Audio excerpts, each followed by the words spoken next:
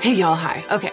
I've been getting all of these really interesting comments actually from people who love fashion in theory, but are struggling because they work from home or live in a small town or never go anywhere except to pick the kids up from school or are retired so don't go to work anymore or all of it, like some combination of all of it together, and just generally feel like they have no reason at all to get dressed. I have a lot to say on this topic. I've actually been preparing some more philosophical content in response to some of these comments. I'm trying to organize my thinking right now, and it's not quite ready, but stay tuned. But at the same time, I've realized that I have some practical advice on this topic, which is to say, I am a person who works from home, who parents throughout the day, who rarely leaves the house. I work for myself. I really have no reason at all to get dressed in the same way as a lot of you in the comments, but I love clothes. So I kind of specialize in the exact kinds of clothing items that work for this situation. So that's what this video is. As I ruminate on the philosophy, I was inspired to share with you actual practical advice about the specific items you might consider thrifting, pulling from the back of your closet to revive, maybe buying with your clothing investment budget this season if you have one. Styles that gratify the wearer, give you that sense of joy about fashion that you deserve to have, but aren't too out of place in a life that doesn't require polished outfits. Let's get right into the meat of the video.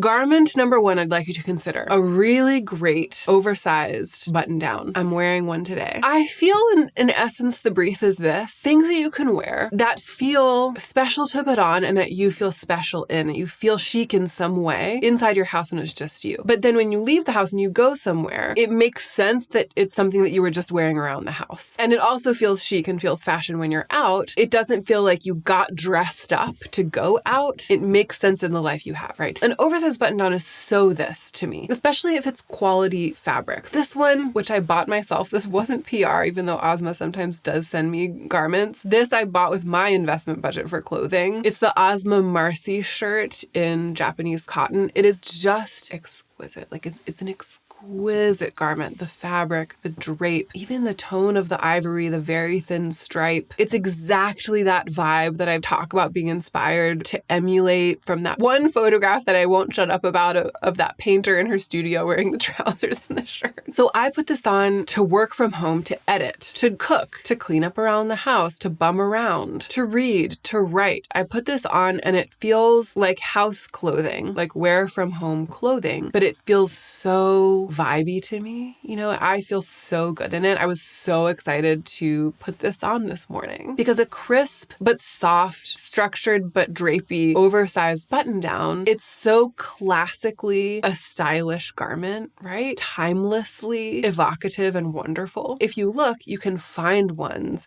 that have this textural satisfaction. So this one was very expensive, but this is something you can often find at a thrift shop, especially if you look in the men's. You can sometimes find like incredible men's shirts at thrift shops, really high quality fabric that have just ended up there. I'll also link some others that I know of. I feel like my Jenny Kane raw silk shirt falls into this category. It's the exact same crossroads of something that gives me that fashion satisfaction, that textural satisfaction when I put it on at home. That makes total sense when I wear it out. I don't feel kind of all dressed up with nowhere to go when I wear it at home or when I wear it out. There's the Oxford cloth button down from Quince that I was recently talking about. There's the Deep End from Air that has a really interesting cut. That's also an Oxford cloth button down. There are any number of chambray or denim shirts that I feel like also kind of fit in this category if that's more your vibe. It doesn't have to be like a crisp white button down, you know? And of course, the linen, right? Eileen Fisher, that's something you can often score at a thrift shop as well, like an oversized linen button down. As you can tell, this is a train that I've really gotten onto lately. lately. I really recommend this as a way to kind of relish your clothing and feel like you've put on something with a little bit of a fashion edge that makes sense with your work from home lifestyle, or you're just pick the kids up from school, going out lifestyle. And also they can take a beating, shirts like this, you know, wash and wear, wash and wear. I feel like this garment category is one of the categories in my wardrobe that has expanded the most and that has gotten the most use since my life became the way it is now, which is one where I largely am at home working from home. Category number 2, a bright white. I know that this is controversial. I'll address that in a second. But what I have on the list is a bright white fitted tank top or t-shirt. I feel like the pinnacle is a bright white ribbed fitted t-shirt or tank top. Sexy, right? A sexy fitted bright white top. Now, some people feel better in ivory, like your white, the shade of white that you choose to wear. I know some people feel really strongly that bright white isn't their best and that they want ivory instead. It's totally fine. Okay, so just adjust for yourself. Or if white is just not it, black. I feel like the next best thing, the next sharpest thing is a really deep, crisp, fitted black tank or tee. Ribbed or not ribbed, but I like ribbed the best, like physically, texturally ribbed. Here's the thing about this type of garment. If it's fitted, it's sexy, you feel a little put together. You know what I mean? You feel like you're giving a little body yaddy yaddy, right? Even if it's just you, even if no one's seeing you, you're around the house, you're like, just serving a little bit. Just a fitted tank top in the summer with high-waisted trousers, high-waisted jeans, a high-waisted skirt or something comfortable, something easy that you put on the bottom half of your body, even sweatpants. When you go out, it's just like, oh, totally, I was just wearing this. I was wearing it to work from home. I was wearing it to cook. I was wearing it to parent. I was wearing it to garden. It makes sense with this life, you know, because it's fitted if you can go there. Or if you prefer something not fitted, boxy, but a little bit cropped, can also sometimes give the same sense of excitement, you know, which is a little bit of a fashion edge. So because of that, and also if you're able to go with bright white, which is my favorite manifestation of this, the crispness of it, the brightness of that brilliant white fabric, both of those qualities give a kind of polish and fashion and feeling of being put together that I feel like we crave. Those of us who love fashion but don't really have a reason to get dressed up, this will give you some of the feeling that you crave having when you think, oh, I really love fashion, I really love the feeling of being put together, but it doesn't make sense in my life. It might not make sense to wear, I don't know, like a gorgeous ruffled designer blouse. That might not make sense for you to put on at home, and it might not make sense for you to go just to the grocery store and home in. A really bright white fitted ribbed tank top or t-shirt, it still has a little something something, and you look good. It does make sense in that context. So those are the two tops that I suggest. Now we're moving on to bottom halves. A loose tailored denim trouser. I've talked about this before. The Ozma Field pant is kind of the paradigm of this, right? I feel like it's shown me the way. That's denim, but it's dyed denim. So the pants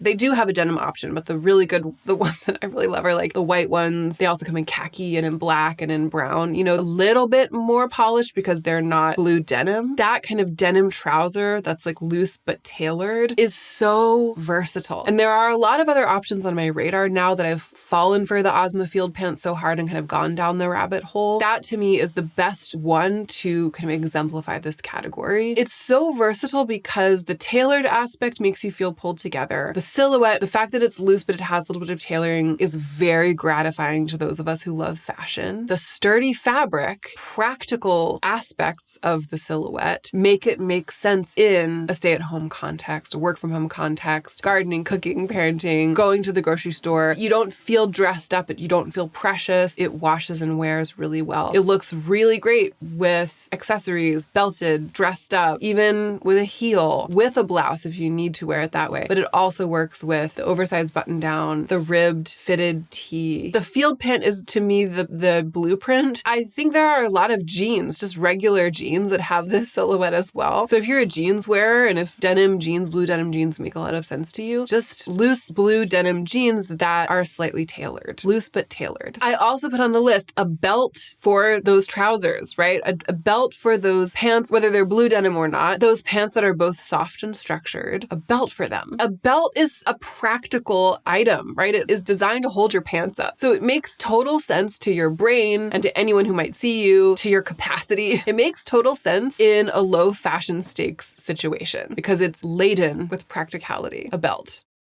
belts can be so beautiful. And even the simplest belt can really add polish to one of these outfits that I'm proposing. A loose tailored denim pant and a tight tank top or t-shirt or an oversized button down. A belt really, it can add polish. It adds the fashion joy to an outfit like this. So it's a really, really good addition in this context. Two other kinds of pants that are sort of getting honorable mentions, and also I'm whizzing through this section because I've talked about this a lot. A barrel leg or lantern leg pant. And I put on the list a linen or linen blend barrel or lantern leg pant. Linen pants that fit any of these silhouettes make a lot of sense in this context because they're both kind of nice and polished, but have that practicality. Wash and wear really well, can get dirty. It's a natural fiber. People have been wearing it for centuries. You know what I mean? Like linen, especially heavyweight linen, really makes sense in this context. A lantern leg or a barrel leg pant also comes in jeans as well. Like there are a lot of barrel leg jeans out there right now. And so if you prefer to wear jeans, but you're like, ugh, I'm just sitting around in my skinny jeans every day, all day, going to the grocery store, picking up the kids from school, and I just feel like I want to relish fashion, and this is just the same jeans I've had for 10 years, and it doesn't make sense to update them because I have no reason to dress up. So why would I buy fancy pants? If that's you and you just don't feel like you need to evolve very far from jeans, but your exact jeans are like not doing it for you, barrel leg jeans are potentially a good step up, especially the ones that I have from Everlane have a little bit of stretch in them. I'm not usually into that, but they are so comfortable. I talked a lot about barrel leg pants in my recent video about clothes to look into when you're sick of trends. So I'll link that video if you want to see me talk more about the barrel leg shape. The other thing that I want to mention today that I haven't talked about before, a drawstring pant that's like elevated loungewear, elevated by its fabric, right? So I've seen these a lot here and there. Ozma is doing one that's really on my radar. That's, I think, really what put it on my radar. Then I started seeing it in a lot of places. Like I was looking at the A Piece Apart website recently and I saw that they have a version of this. I feel like I'm also seeing like a silk version of this in some places. It's got all the qualities of a pajama pant, yeah, a lounge pant, but then it's made in a fabric. In the case of Ozma, it's this gorgeous Japanese cotton, or they also do it in poplin. I think they also do one in chambray or something, like a really sturdy fabric. In the case of a couple other places I've seen it, it's like heavy silk. That's too fancy for this, too fancy for us, right? That's not for this video, but it's just to say this is the concept, right? It looks and kind of feels like pajamas. It's made of a fabric that's giving it a finish or a structure or like a visual interest. Linen would be ideal. Like linen is the ideal for this. It's made in such a way that it's just on this side of loungewear. And especially if you pair it with something like a crisp button down or maybe even your cropped boxy tee, you know, it's giving daytime. It's making sense for a work from home lifestyle. It's making sense for someone who doesn't have a reason to ever get dressed up, but you feel so good in it. Maybe the silk ones even. Maybe even the silk ones, why not? Don't also then wear it as pajamas, because if you start wearing it as pajamas, it's tempting. You have it and it's like, oh, it's kind of pajama-y. It's tempting to start wearing it as pajamas. But then it becomes pajamas to you and then you feel like you're wearing your pajamas during the day and then it's ruined. So you save it as like this really beautiful hybrid daytime loungewear inspired fashion pant, linen, really good cotton, a beautiful print or color, something that really works for you. And it makes sense in every context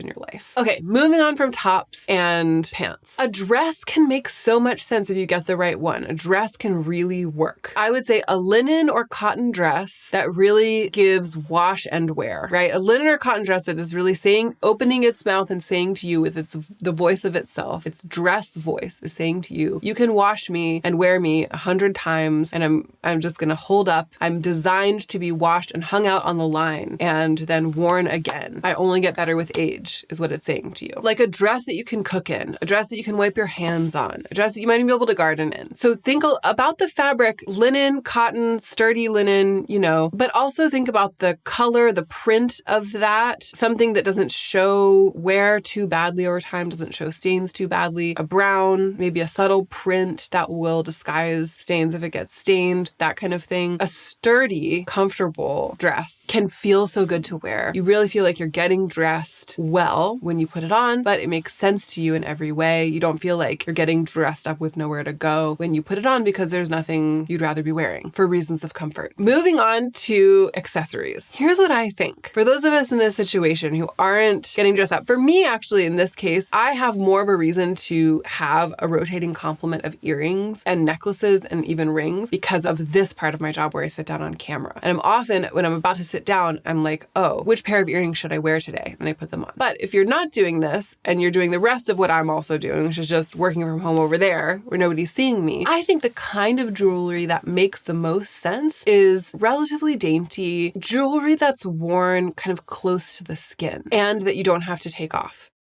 I put on all that kind of jewelry today on my ears to show you. So this is mostly my Idol. It's a mix of my Idol jewelry and a Daylike, which makes the solid gold jewelry. That's an Etsy shop. So it's all solid gold. The Idol jewelry also has lab-grown diamonds in it, which is so pretty. All of that, the gold and the diamonds, those are incredibly sturdy materials that don't irritate the ears, and I don't have to take them out. So I'll put like this exact ear situation on, and then I can shower, sleep in it, day after day after day, not take it off. That's what I mean by it's worn close to the skin. I have some rings, not all the ones that I'm wearing, but some of them that are also solid gold, so I don't need to take them off because there's no finish that's gonna get worn away from water when I shower. Those are worn close to the skin. I just have them on all the time. And I think that kind of jewelry, it can be so elevating, right? And it can be so gratifying to have it on like this. The nature of it, the fact that it's so close to the skin, the fact that it's kind of becomes part of the body because you don't have to take it off. To me, that makes it more for me than it is for show. It makes it feel like it's a sort of a self-care thing, like adorning my body right up close to my body just for my body and not really hugely changing the silhouette the way that like a chunky earring or a statement ear cuff changes. Like that's something that I put on to film or that I put on to go out, to leave the house, that I put on to sort of finish an outfit. That kind of jewelry, admittedly, doesn't make as much sense in a life where you don't have a reason to get dressed up. This kind of jewelry, close to the skin, don't need to take it off, like put it on, just wear it for days or weeks on end. This kind of jewelry does make sense. So in the jewelry department, that's what I recommend. So that's all stuff that you'd put on to work from home, maybe on a day when you're not even leaving the house or just going to run an errand or something like that. And then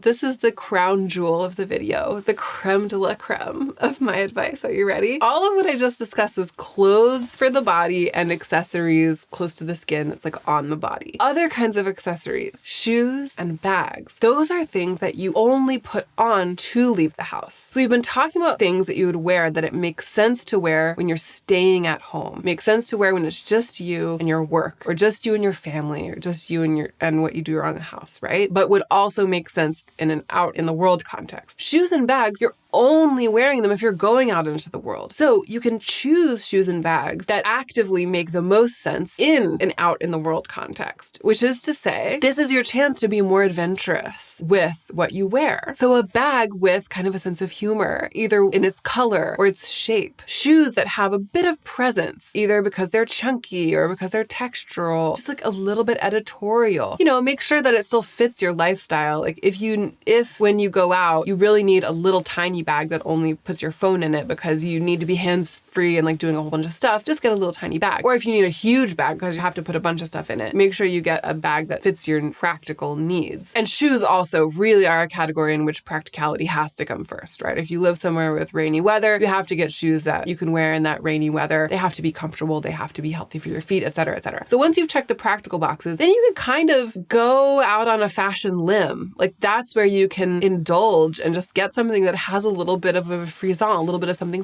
because it's the same either way. This is what I've said in my other videos, and this will come back in the philosophy videos about this topic. You have to put shoes on your feet to go outside, right? You have to. So that means you have to get a pair of shoes to wear so that you can go grocery shopping. You have to. So whether those shoes are boring and the same thing that everyone else in your town is wearing, or exciting, bright, purple, shiny, chunky leather or something, it's the same either way, because either way you bought a pair of shoes and then when you get dressed, you put it on your feet and you go to the grocery store and you go shopping in your shoes and then you come home. It's the same either way. It doesn't take more time if you pick shoes that are around the same price point as what you would have bought. It doesn't cost more money and it doesn't take more effort. It's the same whether you get the ones that are gratifying in a fashion way to you or the ones that aren't. And here with accessories, you can really try it. You can really try it on. Now, my version of a splashy shoe, right? An exciting shoe is something that's like elevated, really well made, well-made and just a little bit edgy, like a super structured loafer, like the Freda Salvador loafers that I've been wearing literally everywhere. It's not a shocking shoe, you know what I mean? It doesn't like necessarily have a sense of humor in that way, but it's so palpably like well-made and chunky and masculine and sort of a little bit swaggery that it feels like it adds a fashion edge to my outfits when I go out. That is my version of going out on this kind of limb, and it is from that place that I speak now when I talk about this, you know? The sort of uniform that I've been talking about, an oversized button-down, a slouchy, sort of like soft structured denim pant, that totally makes sense in the garden or in the kitchen or just sitting at my computer working. When I am going somewhere and I put on with that outfit those Freda Salvador loafers that have that chunky presence, and then I pick up, I don't know, that like crescent-shaped Sangmont bag or something, it's like all of a sudden the outfit is, I have dressed up in a way that I really enjoy. You know, I have given myself that moment of styling that I crave as somebody who loves clothes and loves fashion. It's the same either way as just wearing different shoes and a different bag would have been. It's the same. So there's nothing out of place about it. Even in my humdrum life where I just don't really have that much going on, there's nothing out of place, especially because the core clothes, the clothes that I'm wearing close to my body, are clearly just what I was wearing to work from home that day. So I feel like when I add the shoes and bag to this core outfit, it does give a little bit of like, you look nice. It's like, oh, you look nice. A little bit, not what most people are doing, but not in a way that's like uncoupled from reality. I think the question of whether it's a problem to be overdressed or to feel overdressed or to be seen as overdressed in other people's eyes, that's like getting into the philosophy territory. That's the question that we're saving for another day. For the time being, I hope that I have provided you with some ideas